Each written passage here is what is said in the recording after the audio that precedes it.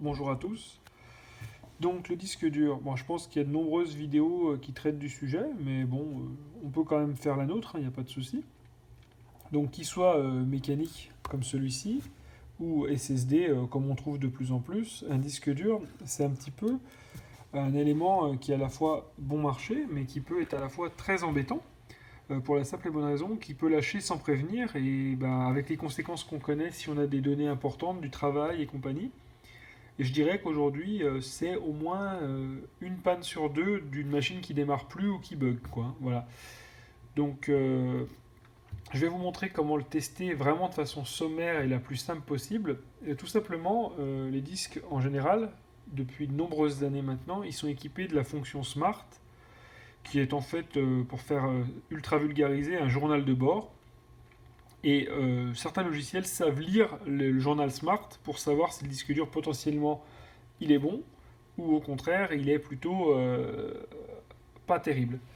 Donc moi, je vous recommande le petit logiciel qui s'appelle Crystal Disk Info, là, qui est là, et qui est gratuit et qui va permettre de savoir si le disque dur est bon ou pas. Donc là, on a la mention correcte.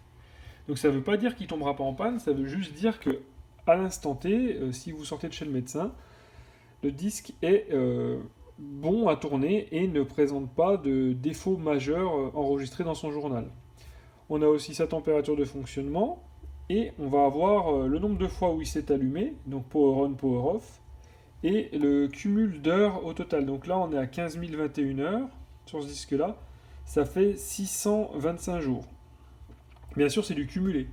Donc on peut déjà savoir que la personne qui utilisait cette machine ne le démarrait pas souvent, elle laissait allumer pratiquement tout le temps. Ça peut vous donner aussi une idée de combien de temps la machine a tourné. Quand vous faites une révision, c'est pas inintéressant de le savoir. Là, on est sur des vieilles stations de travail Dell qui étaient dans une usine et moi, je suis en train d'en retaper quelques-unes là pour une école. Voilà, donc on va leur offrir ça et ils vont être super bien contents. On va faire une petite salle info, voilà, avec du Windows 10 recyclé. On a passé les licences de 7. On a vu le cas de figure où tout était bon et il n'y a pas de souci. Maintenant, volontairement, j'ai un des disques qui est HS là que j'avais gardé pour la démo et je vais vous montrer ce qui se produit quand un disque dur n'est pas bon. Alors voilà, on a monté le disque en esclave dans la bécane. Et là, qu'est-ce qu'on voit sur le deuxième disque? Ben, on voit qu'on a la notion, l'information prudence. Donc à partir de là, moi je vais vous dire, vous pouvez continuer de l'utiliser, mais c'est vraiment pas une bonne idée.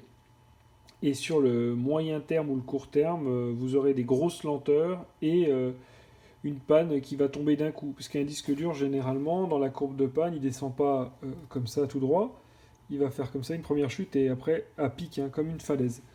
Donc après, vraiment, vous prenez ce conseil comme vous voulez, mais à partir du moment où vous voyez un état qui n'est pas correct, il faut backuper ces données et laisser ce disque pour le recyclage.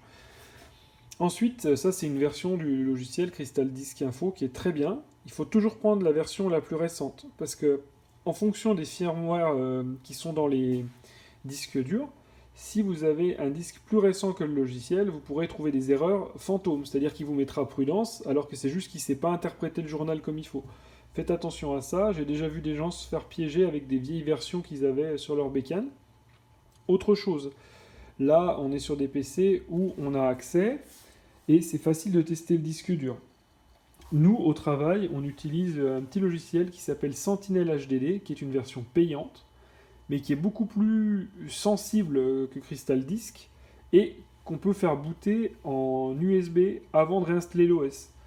Donc, je sais que par expérience, on peut se taper des installs complètes d'un système pour se rendre compte à la fin que le disque est moyen, en utilisant le menu boot de la carte mère, sur des PC portables notamment, et comme ça nous évite de démonter le disque dur avant de relancer une install propre.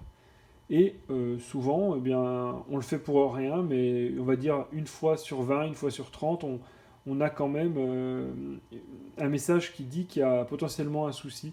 Donc c'est vrai que quand vous faites une machine pour quelqu'un, ou même pour vous, hein, vous n'avez pas spécialement envie d'être embêté. Donc un dernier petit conseil, ce que je peux vous dire, c'est de lancer ce logiciel en même temps que le système au démarrage. Et comme ça, si un jour un disque dur change d'état de santé, vous le verrez. Et peut-être ça vous permettra de sauvegarder vos données avant qu'il ne soit trop tard, sachant qu'aujourd'hui, avec les volumétries de données qu'on stocke, c'est très compliqué de gérer correctement les sauvegardes. Peut-être on fera une vidéo là-dessus, mais en attendant, là, on a voulu faire quelque chose de super simple, hein, et c'est des informations tellement basiques qu'elles me paraissent peut-être ridicules pour certains, mais pour les gens qui ont un niveau faible à moyen, eh bien, ça peut être intéressant de savoir un petit peu analyser et prévenir une panne, notamment sur cette pièce vitale qui est le disque dur. En espérant vous avoir appris un petit truc, et puis bonne soirée à tous.